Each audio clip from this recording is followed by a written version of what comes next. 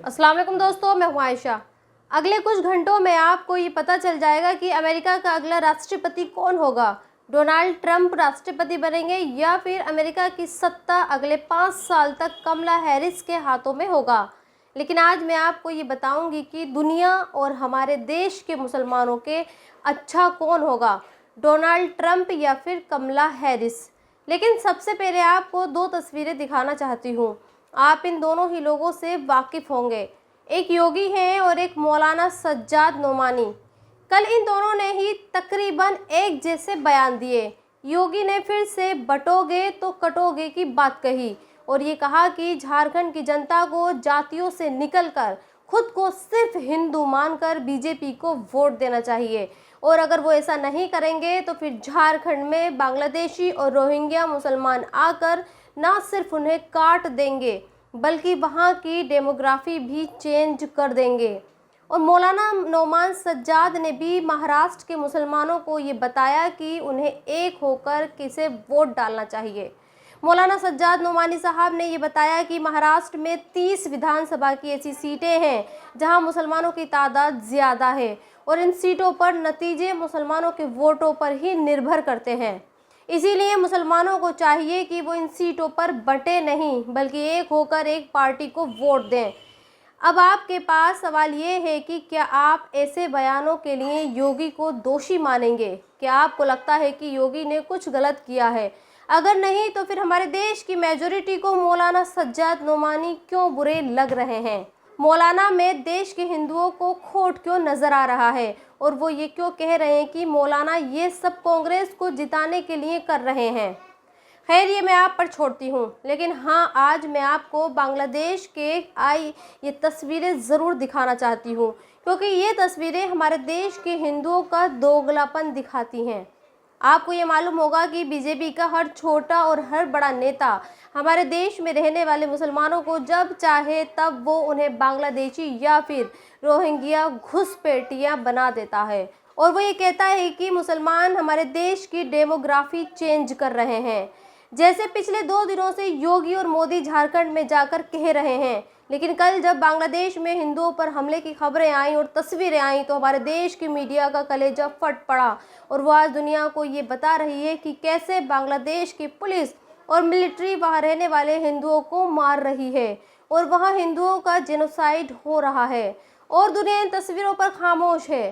Times algebra नाम की एक सोशल मीडिया बांग्लादेश से आई कुछ तस्वीरें पोस्ट की हैं और ये लिखा है कि बांग्लादेश के चिटगांव में हिंदुओं पर ज़बरदस्त अटैक हुआ और ये अटैक वहाँ की आर्मी ने वहाँ के मुसलमानों के साथ मिलकर किया है, और सबूतों को मिटाने के लिए यूनिस सरकार की आर्मी ने सीसीटीवी भी तोड़ दिए हैं।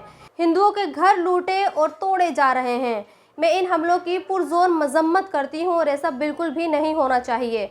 लेकिन आज मैं हमारे देश की मीडिया को ये ज़रूर दिखाना चाहती हूँ कि अभी कुछ दिन पहले जब बहराइच में मुसलमानों को मारा गया, उनकी दुकानें, घर जलाए गए और लूटे गए, तब ये मीडिया कहाँ था? तब इसको अपने ही देश के मुसलमानों का दर्द नहीं दिखाई दे रहा था। तब तो उत्तर प्रदेश की बीजेपी की सरकार ने उल्टे मुसलमानों को दंगाई बताकर उन्हीं के घरों पर बुलडोजर चला दिए थे। सोचिए, अगर आज बांग्लादेश में ऐसा कुछ हो जाए, जिन हिंदुओं पर हमला हुआ है, जिन हिंदुओं के घर लूटे गए हैं, उन्हीं के घरों पर बुलडोजर चला दिए जाएं और दंगे करने का इल्ज़ाम भी लगा दिया जाए, तो क्या होगा? हमारे देश का मीडिया और हमारे देश की सरकार पूरी दुनिया में हल्ला मचा देगा और बांग्लादेश पर इतना दबाव बना देगा मानो उसने हिंदुओं के साथ इजराइल जैसा नरसंहार किया है। जैसे आज ये कहा जा रहा है कि प्रयागराज में लगने वाले कुंभ मेले में मुसलमानों को दुकान या फिर कारोबार करने की इजाज़त नहीं दी जाएगी, और ये तर्क दिया जा रहा है कि जिस तरह से मक्का में हिंदुओं की एंट्री पर बैन होता है, वहाँ उन्हें जाने की इजाज़त नहीं होती है, ठीक उसी तरह कुंभ मेला में भी हिंदुओं की आस्था का मेला है, यहाँ गैर मज़हब यानी मुसलमानों को नहीं आने दिया जाएगा।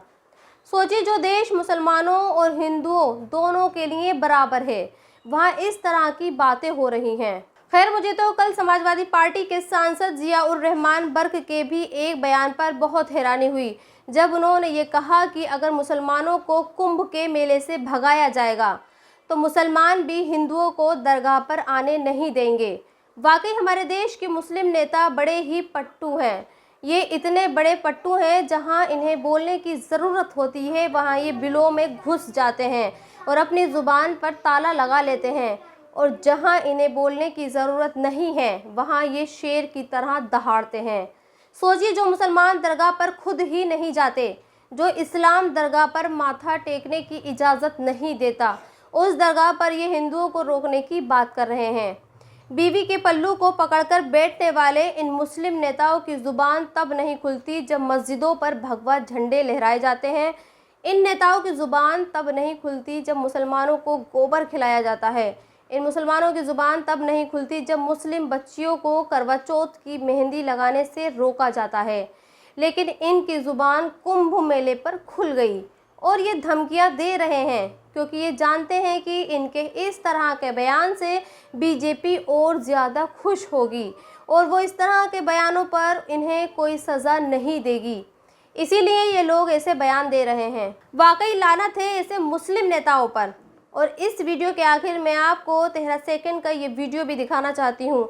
शायद पहली नज़र में आपको इस वीडियो से कुछ समझ नहीं आए, लेकिन ये वीडियो हमारे देश की सच्चाई बयां करता है और ये दिखाता है कि हमारे देश में हिंदुओं को एक होने के लिए तो कहा जा रहा है, लेकिन उनके लिए ज़मीनी स्तर पर असल में कुछ नहीं किया जा रहा।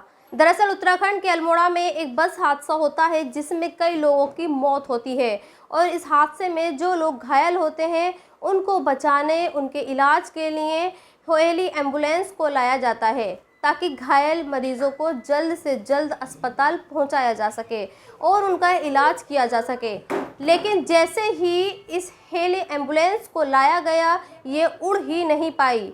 और जानते हैं, हैरानी की बात यह है कि इसी हेली एम्बुलेंस का महज एक हफ्ते पहले उत्तराखंड की धामी सरकार ने वर्चुअली प्रधानमंत्री मोदी से उद्घाटन भी कराया था, और मोदी ने भी बड़ी खुशी खुशी इसका उद्घाटन किया था और लोगों को ये बताया था कि जब डबल इंजन की सरकार होती है तो विकास के कार्य कितनी तेज़ी से होते हैं।